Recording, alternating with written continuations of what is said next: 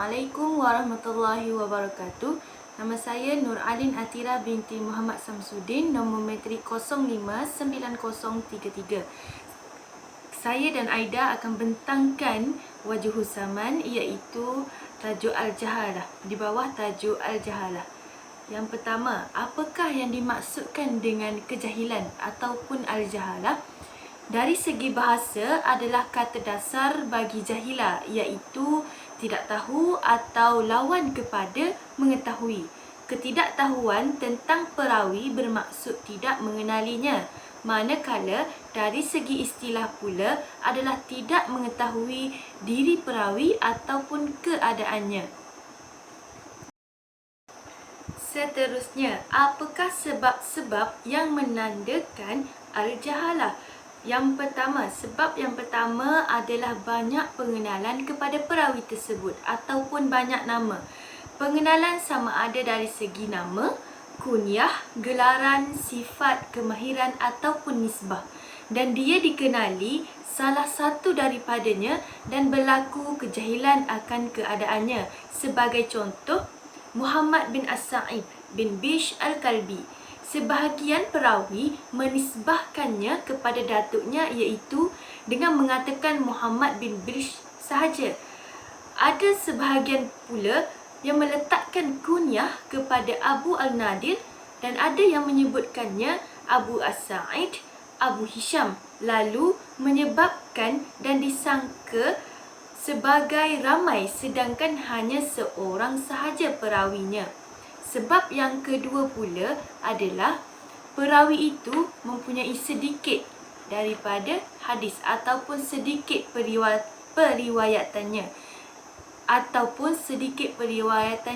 Dengan itu, tidak ramailah perawi yang mengambil riwayat daripadanya. Boleh jadi seorang sahaja yang meriwayatkan daripadanya. Sebab yang ketiga pula adalah tidak menamakan perawi secara ringkas ataupun tidak jelas nama perawi tersebut. Hal ini disebabkan untuk meringkaskan atau sebagainya. Seolah-olah dia berkata, beritahu saya seorang lelaki atau sebahagian daripada mereka orang tua, dan perawi yang tidak dijelaskan namanya dipanggil sebagai perawi mubham.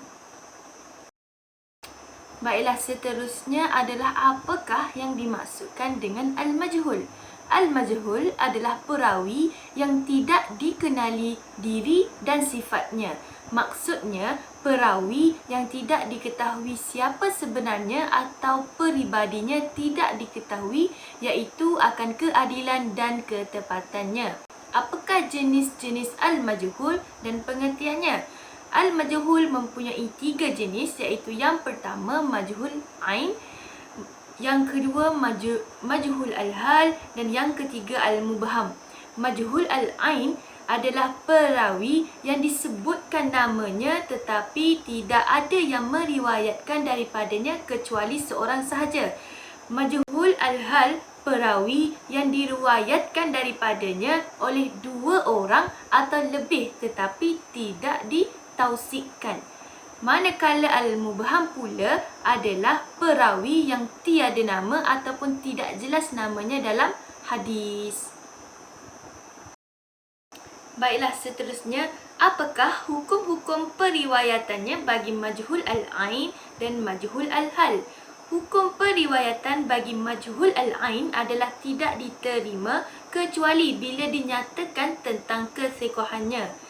Majhul al-hal juga tidak diterima periwayatannya mengikut pendapat yang sahih di sisi majoriti ulama. Bagaimana pula kesekohannya dinyatakan? Adalah dengan 2 cara, iaitu yang pertama, ia dinyatakan sebagai siqah oleh perawi yang bukan meriwayatkan daripadanya. Yang kedua, ia pula dinyatakan siqah oleh perawi yang meriwayatkan daripadanya dengan syarat dia dari kalangan ulama jarh wa ta'dil.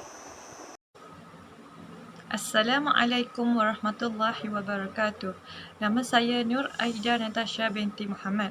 Nombor matrik saya 059460. Hari ini saya akan membentangkan mengenai apakah hukum periwayatan al-mubham. Jawapannya ialah hukum riwayatnya ialah tidak diterima.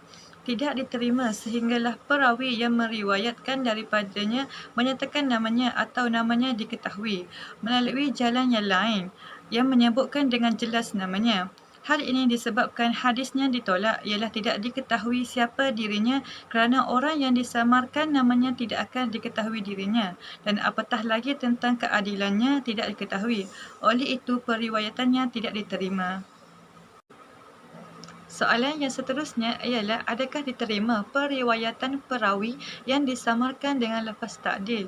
Contohnya seperti kata seorang perawi yang meriwayatkan daripadanya, perawi thiqah telah menceritakan kepada saya.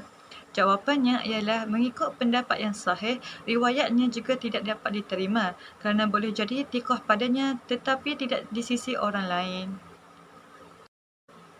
Selanjutnya ialah adakah hadisnya itu mempunyai nama khusus? Jawapannya ialah ya, hadisnya mempunyai nama khusus iaitu hadis mubham. Ia adalah hadis yang terdapat di dalamnya perawi yang dinyatakan namanya. Kata Al-Baiquni di dalam bait-bait syairnya, dan mubham itu dirinya perawi yang tidak dinamakan. Dan terakhir, apakah kitab-kitab yang membahaskan tentang sebab-sebab al-jahalah?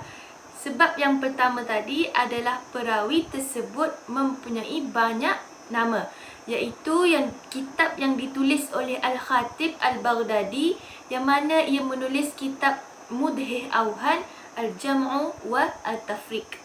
Sebab yang kedua pula dibahas iaitu sedikit riwayat perawi. Ditulis di dalam kitab-kitab Wuhdan, iaitu kitab yang mengandungi perawi yang seorang sahaja meriwayatkan daripadanya. Antara kitab ini ialah Al-Wuhdan karangan Imam Muslim. Sebab yang ketiga adalah tidak dinyatakan nama perawi ataupun tidak jelas namanya.